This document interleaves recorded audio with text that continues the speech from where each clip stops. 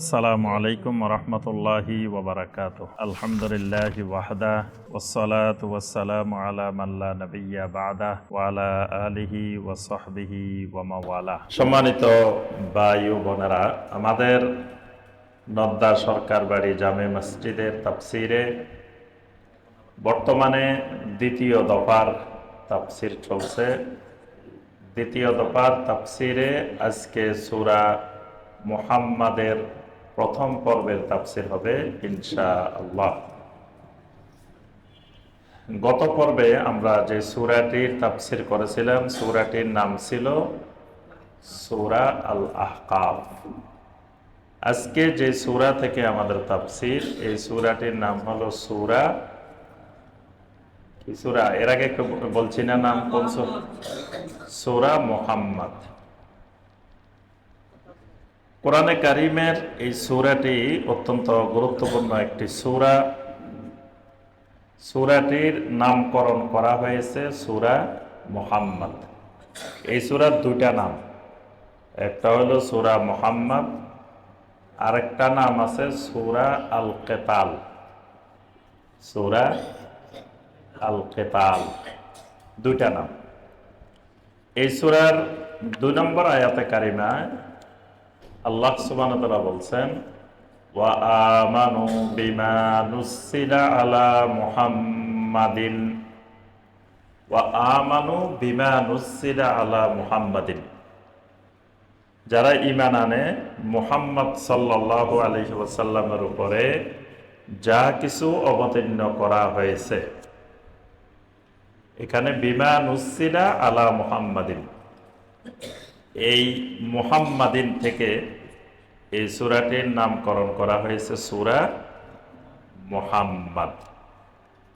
আবার এই সূরার মধ্যেই আল্লাহ রাব্বুল আলামিন বলছেন, এই সূরার 20 নম্বর আয়াত আল্লাহ পাক বলছেন, ওয়া যুকিরা ফীহাল কিতাল। এই যুকিরা ফীহাল কিতাল, এই কিতাল থেকে এই সূরাটির নামকরণ সূরা আল কিতাল। মুহাম্মদ মানে তো আমরা জানি এটা নবী সাল্লাল্লাহু আলাইহি ওয়াসাল্লামের একটি নাম। প্রত্যেক নবীদের একটা একটা মৌলিক নাম ছিল। প্রত্যেক নবীর মূল নাম ছিল একটা। শুধুমাত্র 2 জন নবীর নাম পাওয়া যায় 2টা। প্রত্যেক নবীর নাম হলো কয়টা? কোরআনে একটা নামে পাওয়া যায়। সকল নবীদের যতজন নবীর নাম আল্লাহ রাব্বুল আলামিন কোরআনে কারিমে উল্লেখ করেছেন, প্রত্যেক নবীর একটা একটা নাম উল্লেখ করেছেন। শুধু 2 জন নবীর আল্লাহ রাব্বুল আলামিন 2টা নাম উল্লেখ করছেন। একজন হলেন মুহাম্মদ সাল্লাল্লাহু আলাইহি ওয়াসাল্লাম, তার এক নাম হলো মুহাম্মদ, আর এক নাম হলো আহমদ। আহমদ না, আহমদ। দুটোটা নামে কোরআনে কারিমে এসেছে। সূরা সফের মধ্যে আসছে মিন বা'দ ইসমুহু আহমদ। নবী সাল্লাল্লাহু আলাইহি ওয়াসাল্লামের জন্মের পরে মা একটা নাম রাখছেন, দাদা একটা নাম রাখছেন। মা নাম রাখছেন মুহাম্মদ, মা নাম রাখছেন কি? মুহাম্মদ। মুহাম্মদ মানে প্রশংসিত, মানে যার সবসময় প্রশংসা করা হয়। মানে আল্লাহ রাসূল সাল্লাল্লাহু আলাইহি ওয়াসাল্লাম কিয়ামত পর্যন্ত শুধু প্রশংসিতই হতে থাকবেন। এজন্য তার নাম মা রেখেছেন মুহাম্মদ। দাদা বলতেছেন যে আল্লাহ সুবহানাহু ওয়া তাআলা আমাকে এমন এক নাতি দিছেন, যেই নাতি কিয়ামত পর্যন্ত যত মানুষ প্রশংসার অধিকারী হবে তার মধ্যে সবচাইতে বেশি প্রশংসার অধিকারী হবেন আমার এই নাতি। সুবহানাল্লাহ। এই জন্য তিনি নাম রাখছেন আহমদ। আহমদ মানে, আহমদ শব্দটা হলো তুলনামূলক, মানে পৃথিবীর সকল মানুষের তুলনায় সবচাইতে বেশি যিনি প্রশংসিত হবেন। তিনি হবেন আহমদ। নবী সাল্লাল্লাহু আলাইহি ওয়াসাল্লামের এই মুহাম্মদ নামের পৃথিবীতে এ পর্যন্ত কেউ বিকৃত করে নাই। এক মহিলা শুধু নবী সাল্লাল্লাহু আলাইহি ওয়াসাল্লামের এই নামটার বিকৃতি করছে, আবু লাহাবের স্ত্রী। এই মহিলা নবী সাল্লাল্লাহু আলাইহি ওয়াসাল্লামকে বলছেন যে মুজাম্মামান আবাইনা, মানে মুহাম্মদ অর্থ হইল প্রশংসিত, আর মুজাম্মাম, মুজাম্মাম মানে নিন্দিত। তো এই মহিলা এসে নবী সাল্লাল্লাহু আলাইহি ওয়াসাল্লামকে বলতেছেন যে মুজাম্মামান আবাইনা, যে তিনি মুহাম্মদ না, তিনি মুজাম্মাম। আবাইনা, তাকে আমরা প্রত্যাখ্যান করলাম, তাকে আমরা অস্বীকার করলাম, তাকে আমরা মানি না, নাউযুবিল্লাহ। এই জন্য কোরআনে কারিমে এই মহিলার ব্যাপারে আল্লাহ পাক কি বলছেন? হাম্মালাতাল হাতওয়াব। হাম্মালাতাল হাতওয়াব, হাম্মালাতাল হাতওয়াব মানে লাকড়ি সংগ্রহকারিণী। হাম্মালাতাল হাতওয়াব মানে লাকড়ি সংগ্রহকারিণী। লাকড়ি সংগ্রহকারিণী মানে কি? প্রথমত আপনার রাস্তায় ঘুরি ঘুরি গাছের নিচে লাকড়ি খুঁজে কাটা, মানে একেবারে দরিদ্র অসহায় এরকম মানুষই তো রাস্তায় ঘুরে ঘুরে লাকড়ি সংগ্রহ করে। আরেকটা হইল আপনার এই হাম্মালাতাল হাতওয়াব মানে যে মানে যা পায় তাই নেয়। মানে বিশেষ করে যদি রাত্রিবেলা লাকড়ি সংগ্রহ করে, রাত্রিবেলায় যদি কেউ লাকড়ি সংগ্রহ করে, সেইটা লাকড়ি না সাপ এইটাও বুঝে না, যা পায় তাই নেই, যা পায় তাই। এই জন্য আরবি ভাষার প্রবাদ বাক্য হলো আল মেকথারু কাহাতিবিল লাইলি, যারা বেশি কথা বলে তারা হলো লাকড়ি সংগ্রহকারীর মতো। এই জন্য কথা কম বলতে বলছেন আল্লাহ রাসূল সাল্লাল্লাহু আলাইহি ওয়াসাল্লাম। তো এই মহিলাকে আল্লাহ সুবহানাহু ওয়া তাআলা বলছেন হাম্মালাতাল হাতাব। এই মহিলার ব্যাপারে বলছেন ফি জিদিহা হাবলুম মিন মাসাদ, তার গলার মধ্যে একটা রশি, পাকানো একটা রশি তার গলার মধ্যে ফাঁসানো থাকবে।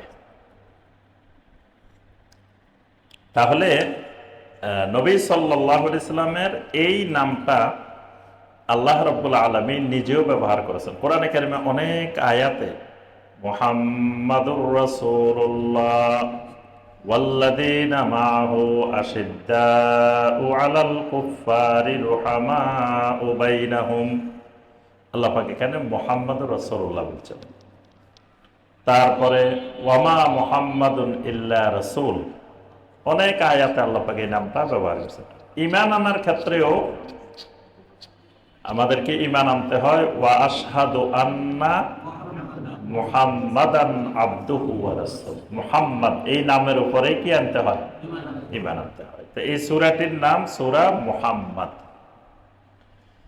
এই সূরাটির মধ্যে মুহাম্মদ সাল্লাল্লাহু আলাইহি ওয়াসাল্লামের ব্যাপারে কিছু গুরুত্বপূর্ণ বিষয় আল্লাহ পাক বর্ণনা করেছেন। একটি বিষয় যে নবী সাল্লাল্লাহু আলাইহি ওয়াসাল্লামকে যারা অমান্য করেছে তাদের সব বরবাদ হয়ে গেছে, আর মুহাম্মদ সাল্লাল্লাহু আলাইহি ওয়াসাল্লামকে যারা মেনে নিছে তাদের দুনিয়াও সফল হয়েছে, আখিরাতও সফল হয়েছে। মুহাম্মদ সাল্লাল্লাহু আলাইহি ওয়াসাল্লামকে যারা মেনে নিছে তাদেরকে আল্লাহ পাক এমন এক জান্নাত দিবেন, যেই জান্নাতের ব্যাপারে কোরআনে বারবার বলছেন তাজরি মিন তাহতিহাল আনহার, যে জান্নাতের মধ্যে নহর সমূহ প্রবাহিত থাকবে। এই যে নহর থাকবে, কিসের নহর থাকবে? এই সূরার মধ্যে আল্লাহ রাব্বুল আলামিন সে নহরগুলোর বর্ণনা দিয়েছেন, কি কি নহর থাকবে। এই সূরার মধ্যে আল্লাহ রাব্বুল আলামিন এলেম শিক্ষা, তাওহীদের এলেম শিক্ষাকে ফরজ করেছেন। তাওহীদের এলেম শিক্ষাকে ফরজ করেছেন। এই সূরার মধ্যে ঈমান ভঙ্গের গুরুত্বপূর্ণ কিছু কারণও আল্লাহ রাব্বুল আলামিন বর্ণনা করেছেন। সূরাটি মাদানী সূরা, সূরা মুহাম্মদ। এতদিন আমরা মাঝখানে যেগুলো তাফসীর করছি সবগুলো ছিল মাক্কি সূরা, কিন্তু সূরা মুহাম্মদটা হলো মাদানী সূরা। এই জন্য এই সূরার মধ্যে আল্লাহ রাব্বুল আলামিন শরীয়তের হুকুম আহকাম নির্ধারণ করেছেন। যেমন এলেম, তাওহীদের এলেম ফরজ, এটা শরীয়তের হুকুম। তারপরে ঈমান ভঙ্গের কারণ, এগুলো শরীয়তের হুকুম আহকাম। এই বিষয়গুলো এই সূরার মধ্যে আল্লাহ রাব্বুল আলামিন বর্ণনা করেছেন। আরেকজন নবীর নাম দুটা বলছি, সেই নবীকে, সেই নবী ইয়াকুব আলাইহিস সালাম। ইয়াকুব আলাইহিস সালামের নাম হলো কয়টা?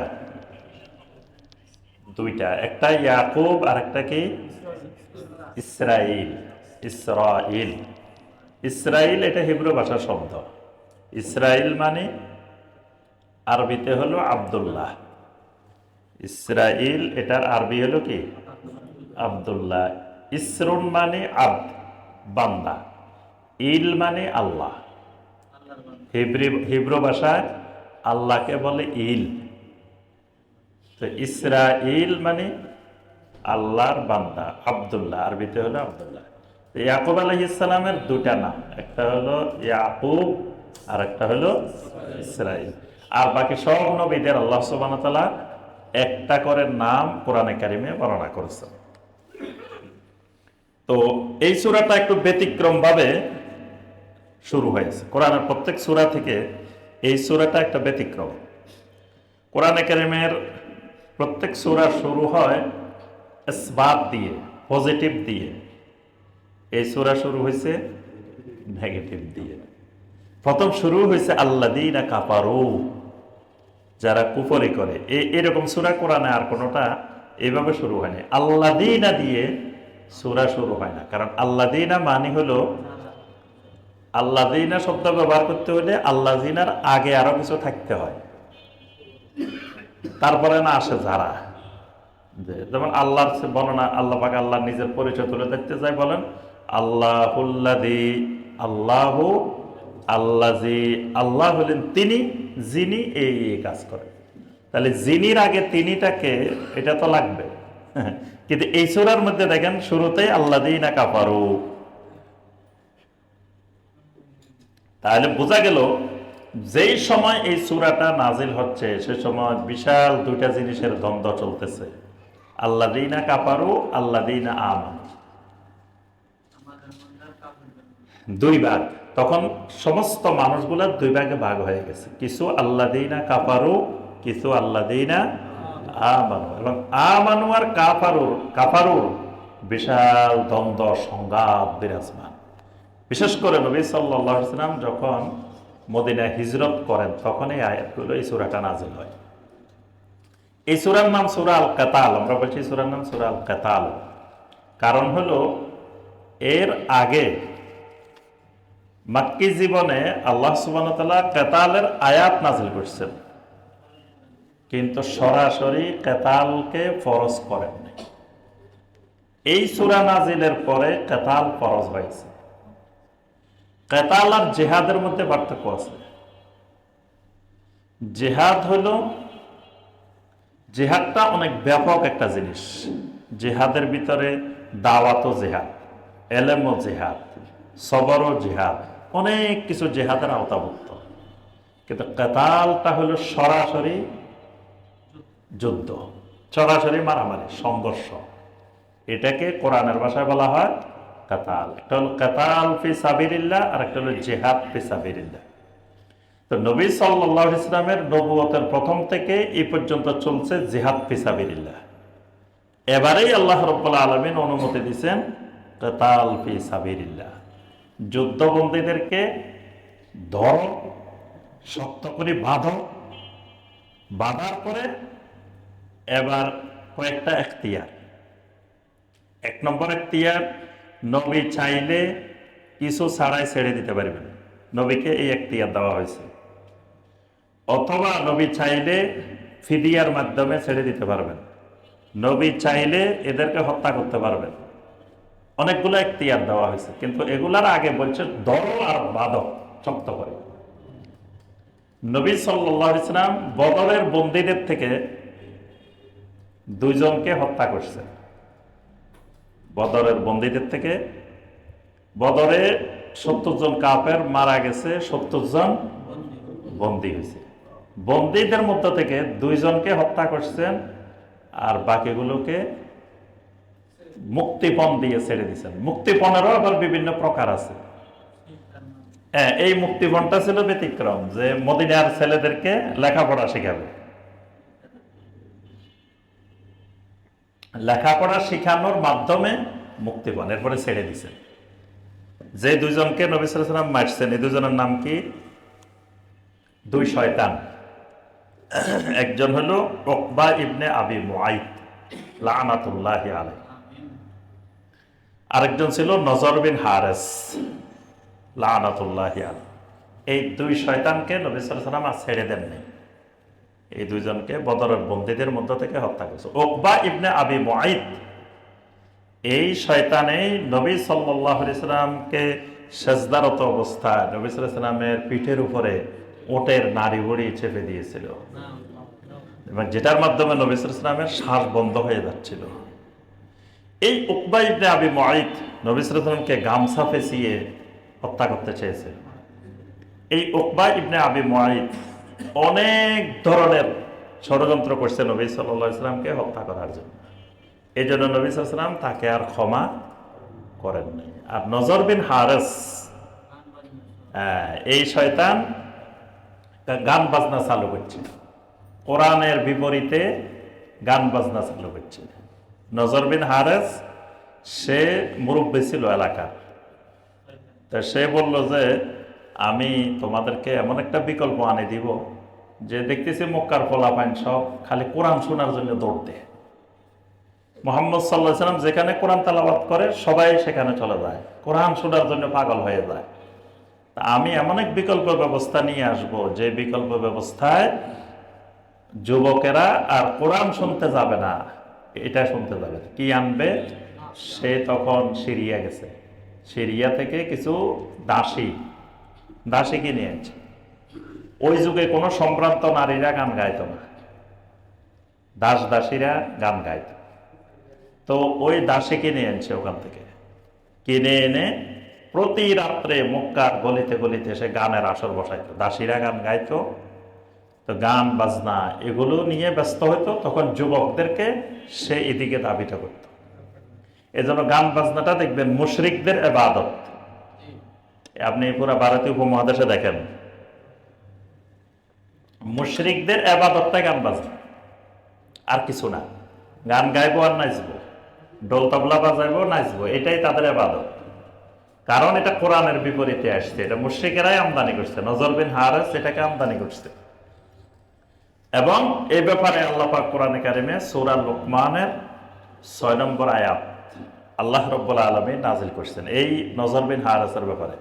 আল্লাহ পাক বলছেন, ওয়া মিনান নাসি মান ইয়াশতারি লাহওয়াল হাদিস লিয়ুদিল্লা আন সাবিলিল্লাহি বিগাইরি ইলমিন। আল্লাহ পাক বলছে, যারা লাহওয়াল হাদিস ক্রয় করে, এই লাহওয়াল হাদিস মানে গান বাজনা, গান বাজনার যন্ত্রপাতি। গান শোনার জন্য কেউ যদি টেলিভিশন কিনছে, গান শোনার জন্য মোবাইল কিনছে, গান শোনার জন্য কোনো সরঞ্জামাদি কিনছে, তা আল্লাহ পাক বলছেন, উলাইকা লাহুম আযাবুন আলীম, এদের জন্য বেদনাদায়ক কঠিন শাস্তির ব্যবস্থা আছে। তো এই যে কিয়ামত পর্যন্ত যত গান বাজনা হবে, এগুলোর গুনাহ নজর বিন হারেসের কবরে যাইতে থাকবে, গুনাহে জারিয়া। তো এই নজর বিন হারেসকে নবী সাল্লাল্লাহু আলাইহি ওয়াসাল্লাম বদরে কি করছেন? হত্যা করছেন। বদরের বন্দীদের বাকিদেরকে নবী সাল্লাল্লাহু আলাইহি ওয়াসাল্লাম শিক্ষার বিনিময়ে মুক্তি দিয়েছেন। বদরের বন্দীদের মধ্যে নবী সাল্লাল্লাহু আলাইহি ওয়াসাল্লামের মেয়ের জামাইও ছিলেন, জয়নাব রাদিয়াল্লাহু তাআলা আনহার স্বামীও ছিলেন। নবী সাল্লাল্লাহু আলাইহি সাল্লাম তাকে দেখে কেঁদে উঠছিলেন। সাহাবায়ে কেরাম জিজ্ঞাসা করলেন, ইয়া রাসূলুল্লাহ সাল্লাল্লাহু আলাইহি ওয়াসাল্লাম, আপনি কোনো বন্দীকে দেখে কাঁদলেন না, এই আবুল আসকে দেখে আপনি কাঁদলেন কেন? নবী সাল্লাল্লাহু আলাইহি সাল্লাম বললেন যে তার গলার মধ্যে যে হার, এই হারটা আমার খাদিজার হার। খাদিজা তার মেয়ের বিয়ের সময়, জায়নাব রাদিয়াল্লাহু তাআলা আনহা তো বড় মেয়ে, এই বড় মেয়ের বিয়ের সময় এই হারটা তাকে দিয়েছিল, মেয়েকে দিয়েছিল। ওই হাতটা পরে সে বদরের যুদ্ধে আসছে শ্বশুরের বিরুদ্ধে যুদ্ধ করার জন্য। দেখেন ঈমান আর কুফর কি জিনিস। শ্বশুরের বিরুদ্ধে জামাই যুদ্ধ করতে আসছে, ঈমান আর কুফরের দ্বন্দ্ব, এটা হলো ঈমান আর কুফরের সংঘাত। উহুদের যুদ্ধে নবী সাল্লাল্লাহু আলাইহি ওয়াসাল্লাম শুধু একজন বন্দীকে হত্যা করছেন। খাইবারের যুদ্ধে খাইবারের লোকেরাই বিচারক মানছে সাদ ইবনে মুআজ রাদিয়াল্লাহু তাআলা আনহু। সাদ ইবনে মুআজ মৃত্যুদণ্ডের রায় দিয়েছেন, এজন্য তাদের পুরুষদেরকে হত্যা করা হয়েছে। মক্কা বিজয়ে নবী সাল্লাল্লাহু আলাইহি ওয়াসাল্লাম মাত্র 10 জনের নাম ধরে ধরে বলছিলেন যে এদেরকে যেখানে পাওয়া যাবে হত্যা করা হবে। সেখান থেকেও নবী সাল্লাল্লাহু আলাইহি ওয়াসাল্লাম অনেককে ক্ষমা করে দিয়েছেন। লাস্টে 4-5 জন মানুষকে শুধু নবী সাল্লাল্লাহু আলাইহি ওয়াসাল্লাম হত্যা করছেন। অর্থাৎ নবী সাল্লাল্লাহু আলাইহি ওয়াসাল্লামকে অনুমোদন দেওয়া হয়েছে যে বন্দী হওয়ার পরে আপনি চাইলে হত্যা করতে পারবেন, চাইলে বিনিময় ফিদিয়া নিয়ে আপনি ছেড়ে দিতে পারবেন, চাইলে জিম্মি বানিয়েও মুসলিম রাষ্ট্রে রেখে দিতে পারবেন। জিম্মি বানিয়ে রাখা, জিম্মি বানিয়ে মানে তোমরা এই মুসলমান দেশে থাকবা, জিজিয়া কর দিবা, প্রতি মাসে সরকারকে এত টাকা কর দিবা, এটার বিনিময়ে তোমরা মুসলমান দেশে বসবাস করবা। তো এই বিষয়গুলো এই সূরা মুহাম্মাদের মধ্যে আল্লাহ পাক বর্ণনা করেছেন। তো আল্লাহ